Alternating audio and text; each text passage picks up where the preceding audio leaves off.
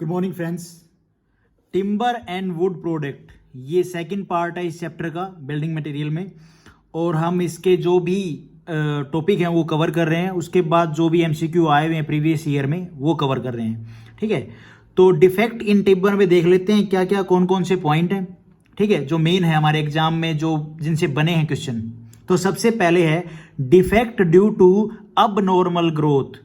भाई अब normal growth, अगर टिम्बर की ग्रोथ सही से नहीं हुई है, ठीक है, परफेक्ट वो ग्रो नहीं किया है, तो उसमें किस केस में उसमें टिम्बर में जो हमारी वुड है उसमें क्या क्या डिफेक्ट होंगे। तो सबसे पहले है चेक्स। ये क्या होता है, थ्योरी पार्ट देखो। Is a longitudinal crack which is usually normal to the annual ring, okay, affect the durability of timber because they readily admit moisture and air। भाई एक तो ये अफेक्ट करते हैं क्या, जो चेक्स होते हैं वो एक तो एनुअल जो हमारा रिंग होता है उसमें हो जाते हैं एक लंबी सी दरारें। मैं आपको एक इमेज लगा दूंगा, आपको अच्छे से क्लियर हो जाएगा अभी। तो चेक्स आपके सामने है, आपको स्क्रीन पे दिख रहा है किस तरह से एक जो बोर्ड होता है उसमें ये वुड में आपको मिलते हैं। ठीक है, तो एक आइडिया हो गया आपको कि किस तरह के चेक्स होते हैं, और एनुअल रिंग में भी इस तरह के ही ये चेक्स पड़ जाते हैं। तो ऐसा होता है कि जो हमारा वुड होता है उसमें एक क्रैक्स आ जाते हैं लंबे से। ठीक है, लंबी सी लाइनें हो जाएंगी, अलग अलग दो पोर्शन हो जाएंगे, तो उन्हीं को हम बोलते हैं चेक्स। और ये कहाँ होते हैं, एनुअल रिंग से स्टार्ट होते हैं। ठीक है, और स्ट्रेट होते हैं, लॉन्गिट्यूडनल क्रैक्स होते हैं। अफेक्ट क्या करते हैं, ड्यूरेबिलिटी अफेक्ट करते हैं टिम्बर की। ठीक है, because they readily admit moisture and air. और क्योंकि जब इसमें चेक्स जो लाइन बन जाती है तो उसमें क्या होता है, एयर और मॉइस्चर आराम से जाएगा। तो वो क्या है, हमारी जो लकड़ी है, हमारा जो वुड है, जो हमारा वुड प्रोडक्ट है, उसको क्या करेगा, अफेक्ट करेगा। ठीक है, उसकी जो स्ट्रेंथ है उसको कम कर देगा। सेकेंड जो हमारा पॉइंट है, डिफेक्ट है, वो है 6 are longitudinal separation in the wood between annual ring. और एनुअल रिंग के ही बीच में ये क्या होता है, सेपरेशन होता है, लॉन्गिट्यूडनल होता है। ठीक है, मैं आपको पिक दिखाता हूँ इसके बाद, और फिर आपको अच्छे से क्रिस्टल क्लियर हो जाएगा। ये इसके तीनों टाइप हैं अलग अलग, ये आगे हम पढ़ेंगे, लेकिन आप स्क्रीन पे देख लो किस तरह के होते हैं। हार्ट शेक, फिर रिंग शेक या कप शेक कह लो, स्टार शेक्स, ये इस तरह के हमारे डिफेक्ट होते हैं वुड के अंदर, टिम्बर के अंदर। ठीक है, और ये This lengthwise separation reduce the allowable shear strength without much effect on compressive and tensile value. Materially weaken, भाई weaken तो करेगा, स्ट्रेंथ को कम कर देगा। ठीक है, जो कंप्रेसिव और टेंसाइल वैल्यू उसको भी ये इफेक्ट करेगा। इसके 3 टाइप होते हैं, हार्ट शेक, और ये क्या होता है, occur due to shrinkage of heartwood when tree is over matured. भाई ज्यादा श्रिंक कब हो जाता है, जब ट्री क्या हो जाएगा, ओवर मैच्योर्ड हो जाता है। ठीक है, इसमें क्या होता है, जो हार्ट शेक होता है इसमें बीच में से जो एनुअल रिंग होता है उसमें से इस तरह की भाई जो क्रैक्स हैं वो स्टार्ट हो जाते हैं बनने। ठीक है, और जो ये क्रैक्स है start from pitch and run toward sapwood. Screen पे देखो, ये हार्ट शेक का जो राइट साइड में जो इमेज है, ये इस तरह से डिफेक्ट हो जाते हैं जब ओवर मैच्योर ट्री हो जाता है। उसके बाद सेकंड है कप शेक या फिर रिंग शेक। इसमें क्या होता है, appear as a curved split which partially and wholly separates annual ring from one another, specially when the tree is young. जब ट्री क्या होता है, यंग एज में होता है, तो ये क्या अलग अलग हो जाता है, मतलब सेपरेट हो जाता है annual rings from one another. कैसे, जो लेयर होती है हमारी एनुअल रिंग की, भाई वो ऐसे होती है। तो इसमें क्या है, ये ऐसे गैप बना देता है, यहाँ पे गैप बना दिया, यहाँ पे गैप बना दिया। तो इस तरह के आप पिक में देखोगे और भी अच्छे से आपको क्लियर हो जाएगा। रिंग शेक में आप देख रहे हो कि भाई ये जो एनुअल रिंग है हमारे जितने भी इसके बीच में, उनको क्या सेपरेट कर देता है ये डिफेक्ट। ठीक है, टिम्बर में, और ये एक एरर होता है, और इसकी वजह से क्या होता है, भी स्ट्रेंथ भी कम होगी, ड्यूरेबिलिटी भी कम हो जाती है वुड की। उसके बाद है star shake, are radial split और crack wide at circumference diminishing toward the centre of tree. Shake are more harmful to strength. भाई स्ट्रेंथ को तो ऑब्वियसली ये करेंगे ही। इसमें क्या होता है, इसकी जो शेप होती है, किस तरह का जो क्रैक है वो ये देखो। R6 में आपको स्क्रीन पे दिख रहा है किस तरह से डिफेक्ट हो जाते हैं। जो सरकमफ्रेंस होती है उसमें आपको ये लाइनें दिखने को मिलेंगी, और ये diminishing toward the centre of tree. उसके बाद है रिंकल, ये क्या होते हैं? Swelling cause by the growth of layer of sapwood over wounds after the branch has been cut off in an irregular manner. भैया जब आप ट्री की जो भी ब्रांच होती है उसको अगर इरेगुलर मैनर में कट कर देते हो तो क्या होता है कि वहाँ पे आपने देखा होगा जो हमारी ट्रंक होती है वहाँ पे अलग से स्वेलिंग आ जाती है। मैं आपको पिक्चर में दिखाता हूँ, आप इसको एक बार देखें। आपको डायग्राम में दिख रहा है जब भी हम ट्री को इरेगुलर मैनर में कट करते हैं तो इस तरह की स्वेलिंग आ जाती है ट्रंक पे, ठीक है।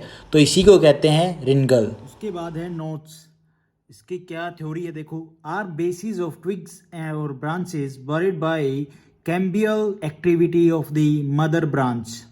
इसका जो नोट्स होते हैं इनके अलग अलग तरह की होती है, pin note, small note, medium note, ठीक है, और भाई लार्ज साइज नोट। तो इनका साइज होता है, जो पिन नोट होती है उसका 12 mm, स्मॉल नोट का 12 से 20 mm और मीडियम नोट का 20 से 40 mm और लार्ज नोट का 40 mm। तो इसको एक बार मैं पिक में दिखाता हूँ आपको। नोट की अगर हम बात करें तो एक होता है डेड नोट और एक होती है लाइव नोट। डेड नोट आपके सामने ये ज़्यादा डार्क कलर की होती है, ठीक है, और लाइव नोट आपके सामने है ये थोड़ी सी लाइट कलर की होती है। और दूसरा क्या, ये तो कलर की बात है, बोर्ड के ऊपर आपको दिख रहा है। दूसरा क्या, base of twig and branches, ये इस तरह से कि भाई एक तो सूख जाती है पेड़ के अंदर ही और एक कंटिन्यू ग्रो करती रहती है। और बाकी ये आपके सामने जो साइज़ है वो मैंने आपको दिखा दिए। तो ये था नोट के बारे में। मैं नहीं चाहता कि आपको मैं थ्योरी को ना हिंदी में कन्वर्ट करके कुछ ज़्यादा पजलिंग बताऊं। जो है ना वो आप इमेज के थ्रू समझें, और जो थ्योरी हमें लिखनी है एग्जाम में वो आप यही चीज़ को लिखें, यही है मेन जहाँ से हमें मार्क्स मिलेंगे, दैट्स ऑल। उसके बाद है एंड स्पिल्स, ये क्या होते हैं? Are cause by greater evaporation of the sap at the end grains of log and can be reduce by painting and by painting the exposed end grains with a waterproof paint. End spills क्या होते हैं कि जब लकड़ी में से, timber में से उसका जो मॉइस्चर है वो बिल्कुल ही सूख जाता है। आपने देखा होगा लकड़ी में दरारें पड़ जाती हैं, या फिर उसमें अगर पेंट नहीं किया हुआ तो भी कुछ टाइम बाद, कुछ सालों बाद उसमें वो दरारें हो जाती हैं। तो इसलिए उसके ऊपर क्या है, वाटरप्रूफ पेंट किया जाता है। तो आपके सामने जो बोर्ड है, जो वुड है हमारी, उसमें आप देख रहे हैं कि जो एंड में स्पिल्ट हो रखी हैं, जो दरारें हो रखी हैं, सेपरेट हो रखा है, तो वो चीज़ें ऐसे होती हैं भाई, this is occur during air seasoning, जब आप एक्सपोज करते हो सन और हीट में डायरेक्टली, ठीक है। उसके बाद कुछ और डिफेक्ट्स हैं, जैसे फॉक्सीनेस हो गया, रैप्चर हो गया। रैप्चर किस लिए होता है भाई? इंजरी या इम्पैक्ट हो जाता है वुड में भाई, काटने वगैरह टाइम या अनलोड या लोडिंग करते टाइम, ठीक है। तो ये चीज़ें हैं। फॉक्सीनेस किस लिए? ओवर मैच्योर ट्री में होता है ये इतना इंपॉर्टेंट नहीं था इसलिए मैंने थ्योरी पार्ट नहीं लेके आया। उसके बाद होते हैं डिफेक्ट्स ड्यू टू कंजर्वेशन और डिफेक्ट ड्यू टू सीजनिंग। भाई इन दोनों डिफेक्ट्स का थ्योरी पार्ट है, आप बाहर से देख सकते हैं बुक से, लेकिन इतना इंपॉर्टेंट है नहीं जो एग्जाम में पूछा जाता है, बट मैंने आपको यहाँ पे बता दिया। तो ये मेजर डिफेक्ट्स थे टिम्बर में। उसके बाद है preservation of timber, IS code 401। इसमें थ्योरी पार्ट काफ़ी ज़्यादा था, ठीक है, और एग्ज़ाम में यहाँ से क्वेश्चन बहुत कम बनता है, लेकिन पता होना चाहिए थोड़ा बेसिक, ताकि हम लिख सकें एग्ज़ाम में। ये 3 तरह से इसको किया जाता है। सबसे पहले है ऑयल टाइप प्रिजर्वेशन या प्रिजर्वेटिव्स, ऑर्गेनिक सॉल्वेंट प्रिजर्वेशन या प्रिजर्वेटिव्स, वाटर सोल्यूबल प्रिजर्वेशन। सबसे पहले ऑयल में क्या होता है कि जो applied over outside of expose timber, ठीक है, और जो गिव अनप्लीजेंट स्मेल है वुड से भी आती है ना, and are not suitable when timber is to be painted, ठीक है। उसके बाद और ऑर्गेनिक सॉल्वेंट प्रिजर्वेशन में क्या होता है कि भाई DDT वगैरह यूज़ करते हैं इसमें, ठीक है, वैक्स यूज़ करते हैं, पॉलिश करते हैं, पेंट करते हैं टिम्बर को, तो वो चीज़ें हैं। और वाटर सोल्यूबल प्रिजर्वेशन, इसमें भी कुछ ऐसा ही होता है कि वाटर सोल्यूबल, जो सोल्यूबल प्रिजर्वेशन है ये फिक्स होता है, 3B water soluble type of area follow. तो वो अलग अलग तरह की थ्योरी पार्ट है, काफ़ी आप बुक से देख सकते हैं, not so important for the exam purpose, but आप इतना याद रख लें तो भी आप उसमें कुछ ना कुछ लिख सकते हैं। उसके बाद है wood product. Many wood based product have been developed to economics on the use of timber. भाई बिल्कुल डिमांड जैसी मार्केट में होगी उसके हिसाब से ही तो टिम्बर को, किस तरह की लकड़ी की डिमांड है वो प्रोड्यूस की जाती है ना, बनाए जाते हैं प्रोडक्ट। तो वो तो मार्केट के ऊपर होता है। आप आप देखते होंगे कि भाई किस तरह की लकड़ी आपको यूज़ करनी है आपके हाउस में, उस तरह की डिमांड बढ़ जाती है तो उसके रेट भी बढ़ते हैं, तो वो चीज़ें इकोनॉमिक्स में चलती रहती हैं। तो प्रोडक्ट क्या क्या है वुड से जो हम बेसिक वो देखेंगे। सबसे पहले है winners IS code, Indian standard code 14315 में इसके बारे में बताया गया, जो भी डिटेल होंगी स्टैंडर्ड यूज़ के लिए क्या क्या इसके बारे में देखो। थिन सीट होती हैं of wood known as veneers. Thickness vary करती है 0.4 से 0.6 mm तक, ठीक है। In no case it should exceed 1 mm से ज़्यादा नहीं होती भैया, फिर उनका साइज बदल जाता है। Suitable would for this is walnut also other work. मैं आपको पिक में दिखाता हूं, थोड़ा आपको और भी क्रिस्टल क्लियर हो जाएगा। ये इस तरह की सीट होती हैं आपके सामने है, जिनका साइज 0.4 से 0.6 mm तक होता है। उसके बाद है वुड का सेकंड प्रोडक्ट प्ले वुड, तो इसके बारे में हम थोड़ा पढ़ लेते हैं। A wood panel glued under pressure from an odd number usually 3 to 13 of layers piles of veneers known as plywood. This result is improved stiffness, durability, stability और strength। अगर हम प्लेवुड के बारे में एक सिंपल डेफिनेशन समझें तो ये विनर्स हैं, इनके जो विनर्स का साइज है उसको लेयर बाय लेयर ग्लू लगा के रखा जाता है एज ए हाई प्रेशर, ठीक है, और इसी को ही हम प्लेवुड कहते हैं। इसका साइज बस बढ़ जाता है, लेयर बाय लेयर ये चलते हैं, पाइल्स और लेयर कह लो, ठीक है, और इसी को हम बोलते हैं प्लेवुड। और रिजल्ट क्या है भाई काफ़ी चीज़ें, काफ़ी विनर्स मिलके भाई लेयर बाय लेयर, एक लेयर अच्छी खासी मोटी 6 mm की, 4 mm की, इनके अलग अलग साइज होता है, तो मिलके एक अच्छी स्टिफनेस आएगी, स्ट्रेंथ आएगी, एक बोर्ड सा बन जाएगा, ठीक है। मैं यहाँ पे कोई फाइबर बोर्ड की बात नहीं कर रहा हूँ, यहाँ पे प्लेवुड की बात कर रहा हूँ। आप पिक्चर में देखिए, आपको और भी अच्छे से क्लियर होगा। जो आपके सामने प्लेवुड है, इसका साइज आप देखो, ये विनर्स के लेयर बाय लेयर से ही बनी हुई है, ठीक है, हाई प्रेशर के साथ में इनको बनाया जाता है। उसके बाद है fibre boards IS code 1658। This board built up of felting from wood और vegetable wood waste, waste paper, agriculture waste etc are classified by the process of moulding. Fibre board की अगर हम बात करते हैं तो इनको बिल्ड किया जाता है, वेजिटेबल हो गए, वुड प्रोडक्ट का जो मतलब बारीक जो गुद्दा होता है उसको पीस के, ठीक है, जो वेस्ट होता है, तो उससे इसको वुड वेस्ट हो गया, वेस्ट पेपर हो गया, इससे इसको बनाया जाता है, एक लेयर होती है मोटी सी, ठीक है। आप पिक्चर में देखो, आपको और भी अच्छे से क्लियर होगा। तो ये आपके सामने फाइबर बोर्ड्स हैं, इनको अलग अलग वेस्ट से बनाया जाता है, वुड प्रोडक्ट यूज़ करके या अदर मैंने आपको बताया थ्योरी पार्ट में, वो सब यूज़ करके इनको बनाया जाता है। इसके बाद है black boards IS code 1659 non edge solid core plywood, okay, made up of strips of wood each not exceeding 25 mm। इससे ज़्यादा नहीं भाई, जो भी हम स्ट्रिप यूज़ करेंगे उसका जो साइज है 25 mm से ज़्यादा ना हो। In width forming a slab glued between the least two surface veneers. Black board की अगर हम बात करते हैं तो आपने क्लासरूम्स में जो एक्सटर्नल जो दीवार में फिट नहीं होते हैं, ठीक है, अलग से जो ब्लैक बोर्ड होते हैं, आपने देखा होगा उसका एक मोटा सा हिस्सा होता है, वो गुद्दा सा होता है, तो वही है यार। इसमें बोला गया non edge solid core plywood होता है, बिल्कुल जी। Made up of strips of wood each not exceeding 25 mm in width forming a slab, ठीक है, वो एक स्लैब भाई अच्छी सी मोटी खासी हो जाती है। ग्लू से उसको बनाया जाता है भाई, काफ़ी वेस्ट भी यूज़ किया जाता है उसमें वुड का जो होता है, ठीक है। एक लेयर, 2 लेयर होती है, at least 2 layer of surface winner, ताकि उनका जो दोनों साइड का सरफेस है वो स्मूथ भी लगे। तो आप एक बार पिक्चर में, ये तो आपने देख ही रखा है बट फिर भी मैंने इसकी पिक लगा दी है। ये आपके सामने ब्लैक बोर्ड है और इसकी भाई जो लेयर होती हैं 2, वो एटलीस्ट जो सरफेस होता है वो 2 सरफेस दोनों साइड का अलग अलग मतलब विनर्स होते हैं, तो कुछ ज़्यादा नहीं है इसमें। इनकी जो थिकनेस है वो हमें 12, 15, 19, 25, 30, 35, 40 या 50 mm तक देखने को आराम से मिलती है, अवेलेबल होते हैं। Of sawing in wood and timber, इसके कितने टाइप हैं उनको एक एक करके थोड़ा सा अच्छे से हम इसको देखेंगे कम टाइम में, ठीक है। तो सबसे पहले है ऑर्डिनरी फ्लैट और स्लैब सोइंग, उसके बाद है टेंजेंशियल सोइंग, क्वार्टर और rift sawing and radial sawing. Sawing का मतलब क्या है भाई, काटना ना, उसको चीरना। तो ये चारों हम पॉइंट एक एक करके देखते हैं अच्छे से, ठीक है। सबसे पहले है ऑर्डिनरी फ्लैट और स्लैब सॉइंग। ये जो मेथड है ये सबसे ज़्यादा यूज किया जाता है, ठीक है। इसका भी मिनिमम वेस्ट होता है। तो ये पॉइंट यहाँ पे गिवन है, एग्जाम में यही पूछे जाते हैं, तो देख लेते हैं इसके बारे में। It is very quick and economical method, भाई सस्ता है एक तो, ठीक है, और आराम से जल्दी से हो जाता है।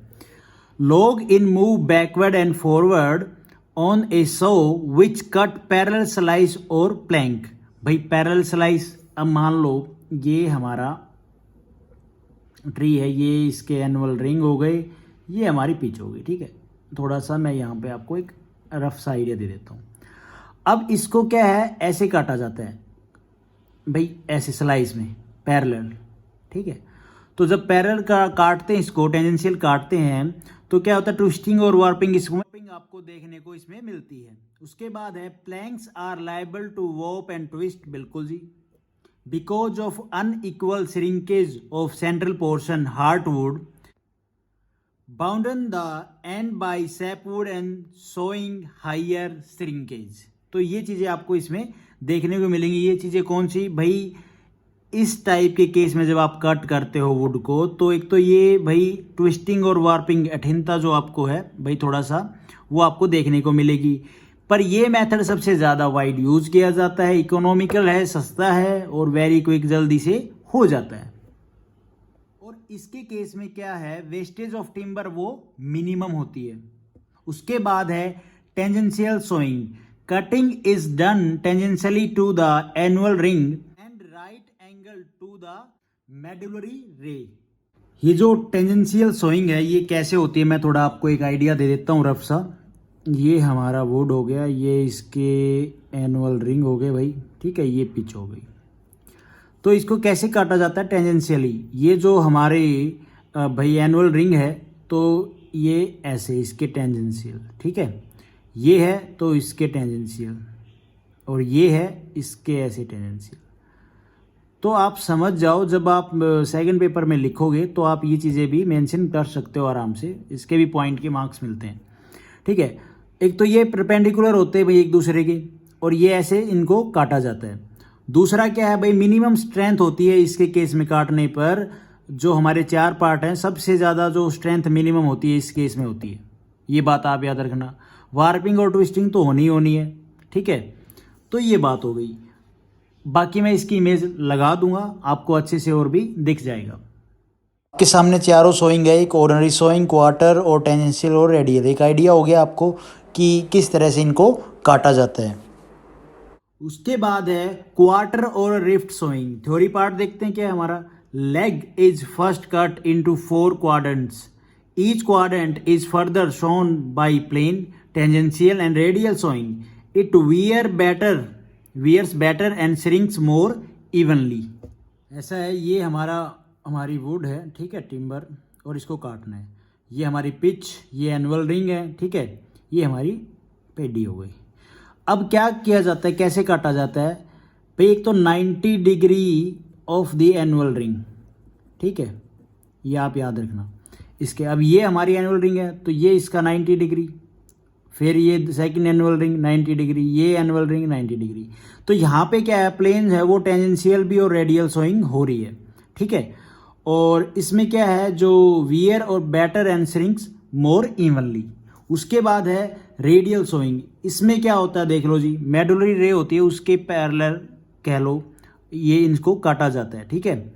तो देखो कैसे, क्या लिखा हुआ है थ्योरी पार्ट में। Sawing is done parallel to the rays and perpendicular to the rings. ये हमारे भाई रिंग्स हो गई, ठीक है, एक और बना लो, और ये हमारी होगी मेडुलरी रे। इसमें क्या होता है, हमें दिखती नहीं है मेडुलरी रे, ठीक है, इसलिए इसको इस फॉर्म में काटा जाता है। और यहाँ पे हमें मेडुलरी रे दिख रही है तो इसको ऐसे काटा जाएगा, 2 मेडुलरी रे के बीच में ऐसे, ठीक है, ये हमारे पोर्शन हो जाएंगे। यहाँ पे बोला गया है perpendicular to the rings wastage of timber is maximum. कि किसके टाइप में सबसे ज़्यादा टिम्बर की जो वेस्टिंग है वो होती है सोइंग के केस में, तो रेडियल सोइंग के केस में। Planks are suitable for the hard wearing and observe action. Maximum strength यहीं से हमें वुड की प्राप्त होती है। तो ये थे 4 टाइप ऑफ सोइंग। उसके बाद ये कुछ क्वेश्चन हैं जो प्रीवियस ईयर में बने हैं, तो मैंने वो भी यहाँ पे लिख दिए थोड़ा डिटेल में। इन पंच्ड और perforated card key system for the identification of timber, a card has 96 holes। ये डायरेक्ट क्वेश्चन बना हुआ पहले प्रीवियस ईयर में। तो कितने होल? 96 होल। IS कौन से कोड के द्वारा? 4970 1973। उसके बाद है plywood is made from common timber. इनको थोड़ा सा डिटेल में देख लेते हैं। प्लेवुड हो गया, देवदार, शीशम, ठीक है। तो सबसे पहले है प्लेवुड की प्रॉपर्टी एंड यूज। उसके बाद आगे जो भी होगा जैसे देवदार, शीशम, मैं आपको एक एक करके बताता रहूंगा। Plywood uniform tensile strength both along as well as across the grains. Use किस लिए यूज करते हैं इसको? For making doors, furniture, ceilings, packing cases ETC। और देवदार का ट्री, जो देवदार की जो लकड़ी होती है, वुड होती है, वो it is the most important timber tree providing soft wood. Very important, direct question बनेगा। सॉफ्ट वुड प्रोवाइड करता है deodar. It is moderately strong. और किसके लिए हम इसको यूज करते हैं? For cheap and rough furniture, packing box, structure works ETC।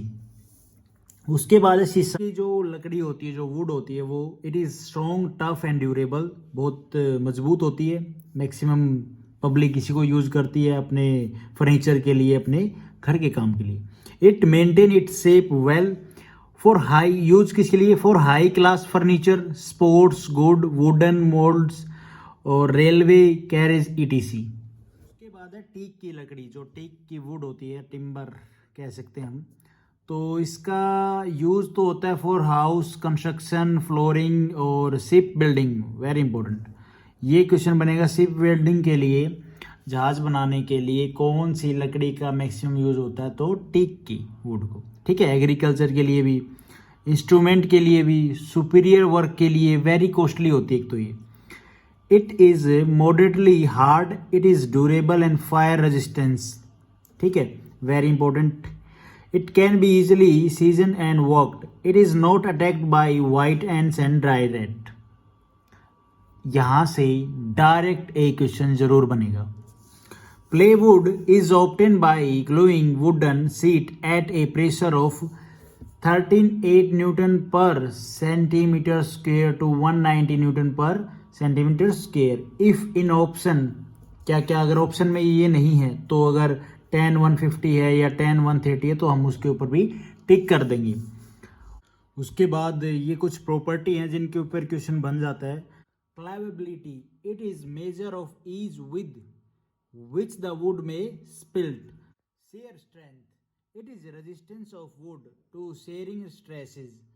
It is important when timber is used as a beam. Beam के केस में जब टिम्बर को यूज किया जाता है तो इसके केस में हम शेयरिंग स्ट्रेंथ है उसको भी हम देखते हैं। तो यहाँ से भी एक क्वेश्चन बन, ये सब प्रॉपर्टी है यार, इसका मैं कुछ ज़्यादा क्या डिफाइन करूँ। स्टिफनेस हो गई, अब यहाँ पे वुड और टिम्बर की स्टिफनेस बता दी कि it is not a property of wood that determine the deformation of timber under load. उसके बाद toughness, this property determine the ability of wood to resist shock loading. Okay, उसके बाद एक क्वेश्चन बना, when timber is burned in the wood fire over a depth of about 15 mm, the process of treatment is known as charring। ये यहाँ से question बन सकता है। ये मैंने प्रीवियस ईयर के क्वेश्चन है वही यहाँ पे फॉर प्रैक्टिस यहाँ पे डाल दिए मैंने। टिम्बर और यूज एडहेर, ये कौन सा ट्री होता है भाई? इसका यूज कहाँ पे होगा? फर्नीचर के लिए, इलेक्ट्रॉनिक गिटार्स के लिए। उसके बाद है असनफोना tree in musical instrument, heavy construction और मरीन फर्नीचर और फ्लोरिंग के केस में इसका यूज होता है। उसके बाद है मुलबरी, ये कहाँ पे यूज होता है? स्पोर्ट्स में इंडस्ट्री में इसका यूज होता है। बलसा जो है टिम्बर है, जो वुड है, उसका यूज होता है कहाँ पे? Construction of model aircraft, model bridge और ब्रिज टेस्ट के लिए तो इसका यूज होता है। उसके बाद है सीजनिंग ऑफ टिम्बर, मैंने आपको बताया था, अगर नहीं बताया आपको ध्यान नहीं है तो सुन लो भाई। किस तरह से सुखाया जाता है टिम्बर को? कीलन सीजनिंग होती है, एयर सीजनिंग होती है, उसके बाद बॉइलिंग प्रोसेस होता है, वाटर सीजनिंग भी होती है। तो हम इनको एक एक करके देख लेते हैं। किलन सीजनिंग में क्या होता है? In this method the drying of timber is carried out inside N air tight chamber of oven. भैया जहाँ पे बिल्कुल भी हवा ना जाए, एयर टाइट चैम्बर होता है ओवन की तरह, और उसमें सीजनिंग किया जाता है, उसको बोला जाता है kiln seasoning. Progressive kiln seasoning is use for large scale seasoning of timber. जब ज़्यादा क्वांटिटी में अगर लकड़ी को सुखाना है तो हम कौन सी को यूज करते हैं? किलन सीजनिंग को। उसके बाद है air seasoning. Basic principle is to stack the timber so that plenty of air circulate around each pieces. भाई इस तरह से लकड़ी होती है, जो टिम्बर होती है, जो पीसीज होते हैं, उनको इस तरह से रखा जाता है कि उनमें सब में हवा लगे। सिंपल सी बात है, एयर सीजनिंग नाम हो गया इसका। The timber is stacked with wide space between each piece horizontally. इनको रखा जाता है हॉरिजेंटली और काफ़ी स्पेस होता था कि एयर पास हो जाए इन सब में से, और ये ड्राई होते रहे, सीजनिंग होती रहे, सूखते रहे। And with strips of wood between each layer ensuring that there is a vertical separation too. भाई वर्टिकल गैप भी आता है, अगर ऊपर तक रखोगे तो एक वर्टिकली स्पेस भी गैप कह लो तो वो भी होगा। And natural air is allowed to blow in between the timber stack to bring moisture content 20 to 25% इसमें रह ही जाता है। ठीक है। बॉइलिंग प्रोसेस, भाई ये भी एक मेथड है, थोड़ा सा कॉम्प्लिकेटेड है बताने में भी, बट थोड़ा ट्राई करता हूँ। बॉइलिंग प्रोसेस क्या है? The method consist of immerging the timber completely in water. भैया सिंपल सी बात है, लकड़ी को पानी के अंदर डाल दिया, then boiling it for 3 to 4 hour, 3 से 4 घंटे तक इसको बॉईल किया। Then timber is taken out, बाहर निकाल लिया, and allowed to dry very slowly, और उसको सूखने के लिए छोड़ दिया धीरे धीरे, अंडर ए शेड और यूजिंग स्टीम। तो ये एक प्रोसेस होता है, आप लोग मोटा मोटा समझ में आ गया, दैट्स ऑल। वाटर सीजनिंग क्या होता है? ये तो बॉइलिंग प्रोसेस हो गया, वाटर सीजनिंग अलग है। Timber is completely emerge in running water. Running water की बात हो रही है। Running stream of water with their large end pointing upstream. Therefore, the sap, sugar, gum are leached out and air replaced by water. Basic से seasoning के method कह लो, आपको एक आइडिया हो गया है, बस एग्जाम में आइडिया ही होना बाकी है, बाकी तो एग्जाम निकल ही जाता है। ठीक है। ये क्वेश्चन आया हुआ है प्रीवियस ईयर में, the defect in timber that cause longitudinal separation of wood between the annular rings is known as shakes. The strength of any timber is highest in direction of an angle of 0 degree of grain. Durability is expressed as a one of the 4 classes. सबसे पहले durability के case में देख लो, number 1 पे है highest, किसकी होगी? जिसकी एज होगी, जिस भी ट्री की एज कितनी होगी? मोर देन 25 ईयर, उसकी लकड़ी तो भैया ड्यूरेबिलिटी तो अच्छी होनी है। सेकंड नंबर पे हाई में, ये तो हाईएस्ट था, उसके बाद है हाई में 15 से 25 साल तक ट्री की लाइफ हो। मॉडरेट में 5 से 15 ईयर, और लो में भाई लेस देन 5 ही कह लो। ठीक है, 5 से नीचे। तो ये इसके ड्यूरेबिलिटी बता, यहाँ से भी क्वेश्चन बन जाता है। ये जो पॉइंट है हमारे, पूछ लेगा डायरेक्ट ड्यूरेबिलिटी के केस में, भाई कितनी एज होनी चाहिए टिम्बर की, ट्री की हाईएस्ट ड्यूरेबिलिटी हो तो कितनी एज होनी चाहिए? मोर देन 25 ईयर या 25 year. Modulus of elasticity in bending, चलो ये भी एक डाटा देख लेते हैं। ग्रुप हाई ग्रुप ए में longitudinal modulus of elasticity kilo Newton पर mm स्क्वायर में अब 12.6, ये किलो न्यूटन पर mm स्क्वायर में है। मॉडरेट में ग्रुप बी में है 9.8 से 12.6 तक, और लो में है 5.6 से 9.8 तक किलो न्यूटन में सबकी यूनिट। हमने इनके बारे में बात तो कर रही थी, लेकिन थोड़ा सा और देख लेते हैं। डिफेक्ट्स ड्यू टू, भाई इंसेक्ट्स के द्वारा क्या क्या डिफेक्ट हो सकते हैं? Tunnel inside 2 mm dia pin hole कर देते हैं भाई। Natural forces, knot, shakes, foxiness, ठीक है, doatiness, burls, rind galls, coarse grain, इनकी वजह से डिफेक्ट ये सब होते हैं। फंगी से भी, ब्राउन रूट, ड्राई रूट, ये हमने पढ़ा है, वाइट रूट, वेट रूट, ये सब ट्री को खा जाते हैं, ख़त्म कर देते हैं उसकी स्ट्रेंथ, ड्यूरेबिलिटी। और उसके बाद है कन्वर्जन, क्या है कन्वर्जन का मतलब, chip marks, diagonal grain, torn grain, wane ETC, ये सब डिफेक्ट होते हैं। बस ज़्यादा नहीं इसमें डिटेल में जाना कि ये इसका मतलब क्या है, ठीक है। ये तो सेमेस्टर के एग्ज़ाम में भी नहीं पढ़ते हैं यार हम इतना डिटेल में, टीचर पढ़ा देता है, याद नहीं रहता है, ठीक है। बाकी हम और मैं इसके ऊपर MCQ लेके आऊँगा और भी क्लियर हो जाएगा। तो इस पार्ट में इतना ही, बाकी नेक्स्ट पार्ट में कुछ क्वेश्चन होंगे, जो भी टॉपिक रह गए हैं इस चैप्टर के वो कवर कर लेंगे। Thank you for watching this video.